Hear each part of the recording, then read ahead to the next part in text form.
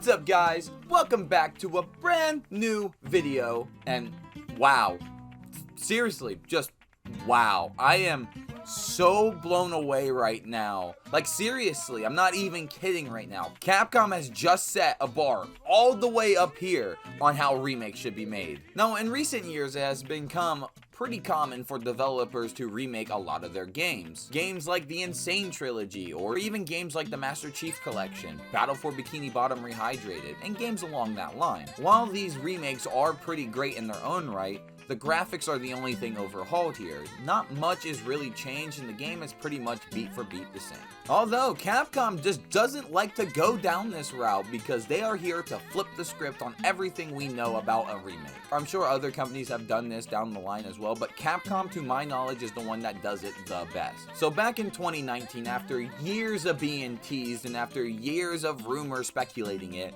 Capcom finally released the Resident Evil 2 remake. The game came out to critical acclaim, and it was one of the most fantastic polished experiences that I have ever felt that was put into a video game. The game was built from the ground up and added a third-person camera instead of the fixed camera angle that the Resident Evil series at that point was known for. Seeing the opening to the Resident Evil 2 remake for the first time was just simply amazing. Everything from scaling the RPD to killing zombies, the game felt different, but at the same time felt familiar. Walking through the RPD again was exciting to see. We had that little snippet in Operation Raccoon City, but here it was fully realized. The zombies and lickers both looked amazing and absolutely terrifying. And at the time, I'd have to say this was my third favorite Resident Evil game. Operation Raccoon City being number 2 and Resident Evil 4 at my number 1 spot. But Resident Evil 2 Remake was still a great remake, in fact a fantastic one. Capcom then took this success and gave us the spectacular Resident Evil 3 Remake. Now, I haven't actually really played the Resident Evil 3 Remake, not that there's anything against it, I just played the demo and it just wasn't for me. I hear it's very short and sweet and that I should give it a playthrough. I did buy it with the Raccoon City collection, so I do own it for the PS5, so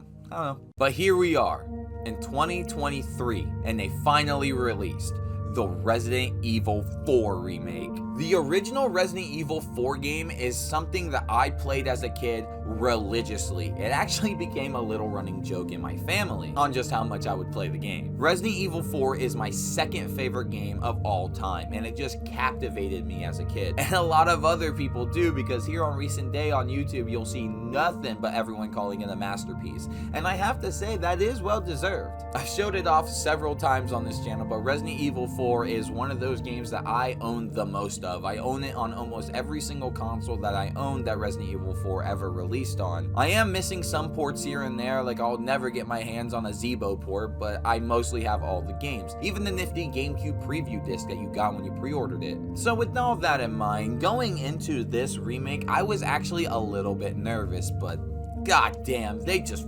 fucking killed it, dude. The love and patience that Resident Evil 4 Remake has and what was put into it is fully well realized here, and everyone in the community is thankful for it. From the very start of the game all the way to the end, it never falls off. It's a great time all the way through. Now, despite all of that, there is no denying that the Resident Evil 2 Remake controls are, well, they're a bit stiff, I'm not gonna lie. So when going into the Resident Evil 4 Remake, I was wondering how Leon was going to control. Resident Evil 4 was always a bit more engaging as a whole, so I was wondering how the stiff controls should translate over the Resident Evil 4 Remake. And to my surprise, they are tweaked to perfection. In the beginning, it was a little rough, I'm not gonna lie. It seemed like every enemy could just grab a hold of you. But the more you play, the more you understand how Leon feels. There was never a time where I felt out of control with Leon. Since Resident Evil 4 was a bit more engaging game, there was more stuff to do in it. And I'm glad to say that the kick animations are here in full force, and they're just as awesome as you remember it, if not more satisfying. I just love going up to a Ganado and shooting them in the head and kicking them. Oh, it's so fucking satisfying. I love how the remake fleshes out the combat a bit more. There's a lot more to do here, and I love it because it feels more engaging. Like here, you're swerving all around, you're fucking pulling your knife out, parrying the enemies, which, oh, that feels so good. Just a ping right next to an enemy and then shoot their ass. Even parrying the chainsaw guy in the beginning of the game will shut down his chainsaw. Like, What the fuck? That is so cool. Switching weapons on the fly from the remakes come back here, and it is well welcomed. You now have a quicker way to save your skin without pulling up the menu to disorient yourself, wondering where you were. It's always nice to get some pistol shots in, just a boom with the shotgun. It feels really good, I'm not gonna lie. And it also helps out that Leon is really well animated in this game, making it feel more engaging as well. The knife, which you use just for breaking boxes in the original game and knifing enemies if you wanted to, it is fully realized in this remake as a full weapon that you can now upgrade and enhance. I already brought up the parrying, but you can also do stealth kills in this game, which is really neat and something I really appreciate. I just love running up on people and just knifing them right in the back of the neck or somewhere in the head just to get by and get a quick kill in. I love the idea that you can do this because you can even the playing field just a little bit by taking out 1 or 2 enemies on the side before alerting the full horde. Not only did they flesh out the combat in the remake, but the story as a whole got fleshed out, and I really appreciated that. It feels more grounded and realistic in the remake, unlike the uncanny superhero, unnatural valley the original game felt. I like in the beginning how we get to see the president actually giving Leon his orders, even if it is just a little snippet of it. I was asked later to join a top secret government program. Not that I had a choice. The remake does a good job at fleshing out a lot of the minor characters that Resident Evil 4 has, like the 2 police officers in the beginning of the game. Sure, their screen time is just a little bit longer than it was in the original game, but their characters here, just by the way that they're designed, expresses their personality to a whole other level that the original couldn't capture. And I like that, because when these guys eventually die, you feel a little more sorry for them than you did in the original. Hunnigan gets a bit more screen time, but that's only because that the villains can't communicate with you in this game. When you get your comms, you only get allies who can speak to you. And I do like that because how the fuck would the bad guys get Leon's number? Although, my main man, Luis Serra. I am so happy he got fleshed out so much better in the remake. Luis in the original Resident Evil 4 was kind of a mysterious character. You really didn't know where he fit in the entire story. Well, here they fleshed his story out a bit more and he's in the game a bit longer. Chapter 11 happens to be my favorite chapter in the entire game. And you want to know why? That's because Luis is with you the entire time. Sure, the cabin fight returns and that is just as fun, trust me. But here having Luis with you the entire chapter, no Ashley, just you and Luis, really makes me want some Resident Evil 4 multiplayer. But not only that, Luis is actually a very capable AI. If you get grabbed up by an enemy, he'll shoot that enemy off of you, and the AI does a great job of keeping up. Ashley is handled completely different here in the remake. She's actually not useless for once. Alright, OG Ashley gets a lot of hate that I really never saw was justified. But I will say the remake Ashley is a lot better than original Ashley. Instead of worrying about her all the time like you did in the original game, Ashley is a little bit more capable in the remake. And I love how when you're running through the area together, they added a bit of banter between Leon and Ashley, and I do like that. Making progress. Looking Miss Positive. Oh, Give me a warning next time? are you hurt? No, I'm okay. I guess. You did well back there. Seems this isn't your first time running from creeps. I can't tell if that's meant to be a compliment. Small details like that go a long way, and it's small details like that that make the game feel more engaging. So yeah, taking care of Ashley in the remake is so much easier than it was in the original game, and I think everything they did with her character is an improvement overall. And it also helps that they made her character a lot more likable as well, so you want to save her. Then there's the main boy, Leon. I was a little worried. In Resident Evil 2 Remake, I loved that depiction of Leon, but I didn't think that that depiction of Leon could handle the Resident Evil 4 Leon. I'm sorry, I just didn't think the guy had it in him, but holy shit was I wrong. I gotta say, while I love the original Leon to death, this happens to be my favorite incarnation of Leon. You can tell that this Leon went through some shit, like the outbreak in Raccoon City or the secret military government training that they had him go through, and this one reflects it very well, and I do like that. I wouldn't say Leon has lost his cheesy charm altogether, because it's still there, trust me. They just dialed it back a little bit, that's all. Kennedy, who the hell are you? Yes? Never. You heard the lady. No fucking way. Are you even feeling this? Where's everyone going? Bingo? He's still the Leon we all know and love, and you know what? I'm glad he was, because I wouldn't have it any other way. Now, since we are talking about a remake here, not only did the levels and the story, all that stuff, get the touch-up treatment, but so did the characters. When the game was first revealed, I gotta say, I did not jive with these character redesigns all that well. I didn't like them. However, you play the game, and you start to warm up to them, and now I have to say they're some of the best designs that these characters have ever had. They're all a bit more detailed and unique, but still keep what made those characters them, and you know, I gotta appreciate that, and I do. Then come, Sancho Panza. Let us rescue the Princess Dulcinea. You're gonna hurt yourself. Hey, that was my lance. This game looks absolutely breathtaking. There were several times I was playing and just had to stop and explore and just look at everything. Everything here must have taken months, and I mean like months to model. Everything here is so detailed, and with ray tracing on, the game just looks fantastic. And thanks to the incredible lighting engine this game has, I'm pretty sure that this is going to stand the test of time for a very long time. Seriously, my footage is not doing it justice. If you can get a chance to play this game, I would definitely recommend that. The bosses in the remake, they're really fucking cool. They translated really well over here to the remake. They had to cut like one or two, but for the most part, every single boss is here, and I have to say they're a lot better. It's also nice that the bosses take place in all their familiar locations and are a bit more balanced than they were in the original game. Like the lake monster, hallelujah. Like for once, this boss fight doesn't make me want to tear my eyelids off when trying to play it. They trimmed the fat off, the fat being the boat tipping part, so your health is now the boat, so no healing as a trade-off. But the boat controls really well as it is, and it's super easy to launch harpoons this time. The big Ganado was really neat to fight for the first time, and even to see the dog come back to help us was really cool. Yeah, they really faked us out with that one, didn't they? Salazar was definitely a better fight than the original, way more engaging, I'll definitely say that, but I don't know, I just didn't feel it for this one.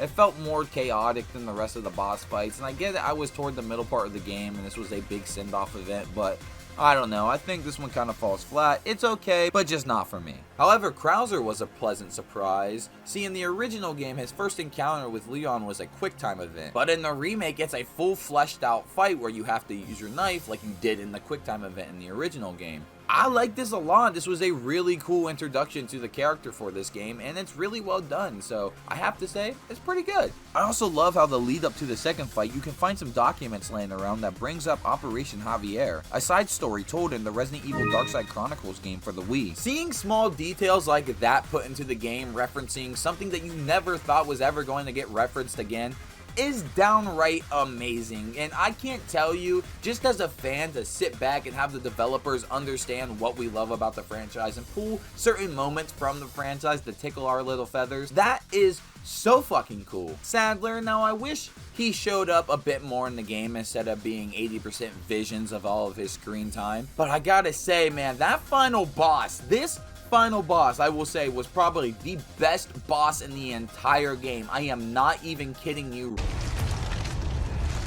I'm getting sick of your shit. This boss took me off guard so hard with how they did it, and I just gotta say, it's perfect. It was fun. It was an amazing thrill ride. To see Sadler all decked out in the HD glory and us taking him down in the brand new RE engine was just spectacular, and I couldn't have asked for a better send-off to Resident Evil 4 Remake. They even ended it with the whole jet ski escape, and I gotta say, that's pretty cool as well. I love how this remake throws off your expectations so hard, it is incredible. I love how they shuffled up all the areas in the game, so you'll experience every single area in a different order. There will be several times in the game I'll be playing and go, oh, we're here already? Or, oh shit, I'm coming from this way? I normally start from that way. What's going on here? Oh shit, I know where we're at. This is pretty cool. I love this idea, and I was always wondering what they were going to twist up and what they were going to tweak next. It's a really neat idea that I think a lot of other remakes need to start doing. Like the first time entering the village in all of its HD glory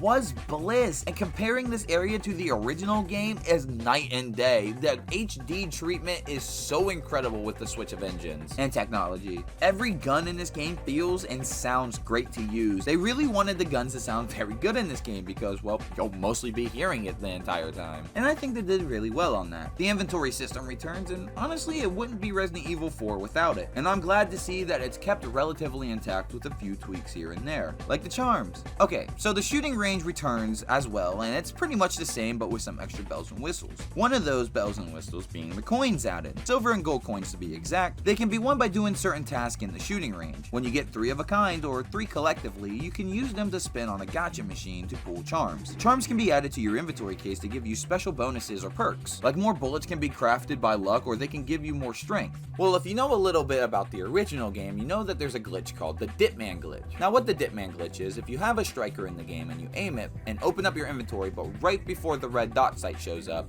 and switch weapons, Leon will go unreasonably faster than he would normally. Now of course this isn't in the remake, however though, if you are lucky enough, there is a charm in this game that gives Leon 8% more speed, and it's even in shape of a striker in case you didn't think that was coincidence enough. It seems like the developers knew that this glitch was a thing and left it in the game, but made it part of the game, and that right there, taking a glitch and making it into a mechanic, is fucking cool! Also, I like how some of the charms are models from the original Resident Evil 4 game, so that's pretty cool as well to see. Also, before we move on, I do want to touch up on the shooting range real quick. If you happen to bring Ashley or Luis into the shooting range with you, when you get the chance to do that, they will commentate on your shooting range abilities, and I really like that. It's a really nice detail to make the game feel, here I go again, more engaging.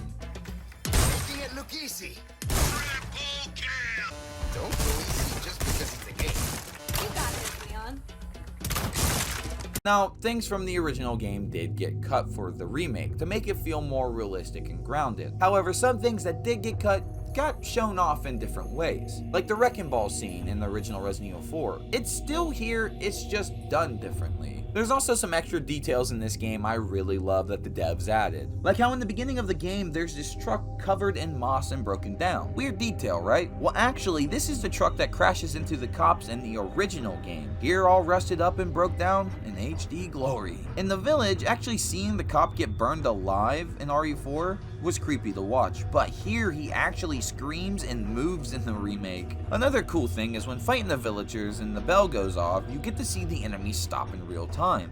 This threw me off so bad, but goddamn, what a very cool immersive thing to do. Now when talking about the music of Resident Evil 4 Remake, I'm kind of a little mixed on it. They went with a more atmospheric, realistic approach to the music, and while that's fine and there are original samples and remixes versions of the original soundtrack in this soundtrack, I just don't think it holds a candle to the original RE4 soundtrack. Thankfully, if you got the deluxe edition or for a small fee, you can get the original soundtrack as DLC, just like it was in the Resident Evil 2 remake. Also, I love how after beating the game, it does that little village crawl like the original. That was really cool to see. Okay, it bears repeating at this point that this game right here is so fucking fantastic. Seeing this game for the first time, seeing how they remade everything, how breathtaking everything is, it really can't be stated enough on how perfect this game looks and plays. But it got me thinking, and it got me a little scared.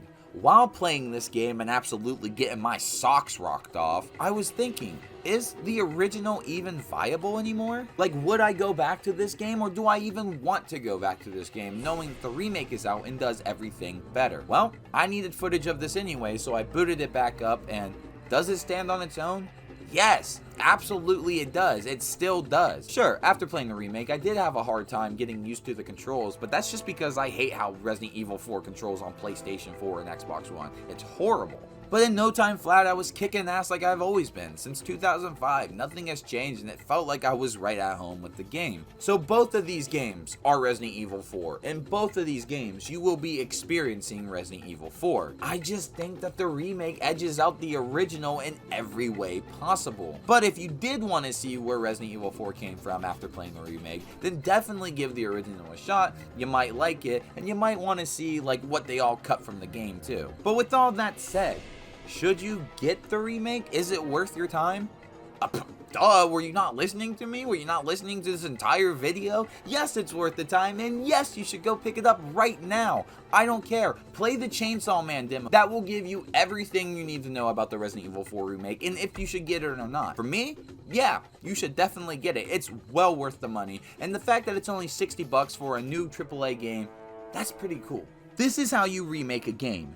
This is what every remake should have the standard of. A game that feels fresh, but familiar at the same time. But honestly, with how good this Resident Evil 4 remake is, and with how much time Capcom put into it, I'm not gonna lie, it's kind of got me a little excited for that Silent Hill 2 remake. And I know that game, if they put even a quarter of the polish that they put into this Resident Evil 4 remake, I know that's gonna be just as amazing. Well guys, that's gonna do it for me today. I have an Instagram, I have a Twitter, and you can go follow me. Both of those links will be in the description down below. And hey, while you're down there, can we try to get this video up to 10 likes? That'll be much appreciated. And hey, while you're down there, I guess it wouldn't hurt you if you hit the subscribe button and the bell for post notifications, because I wouldn't want you to miss a single video of mine, and it takes like 3 seconds, and I would appreciate it. Guys, let me know what you think about the Resident Evil 4 remake in the comments below, and if you enjoyed it or not. And in the meantime, I'm going to get out of here, so I'll see you later.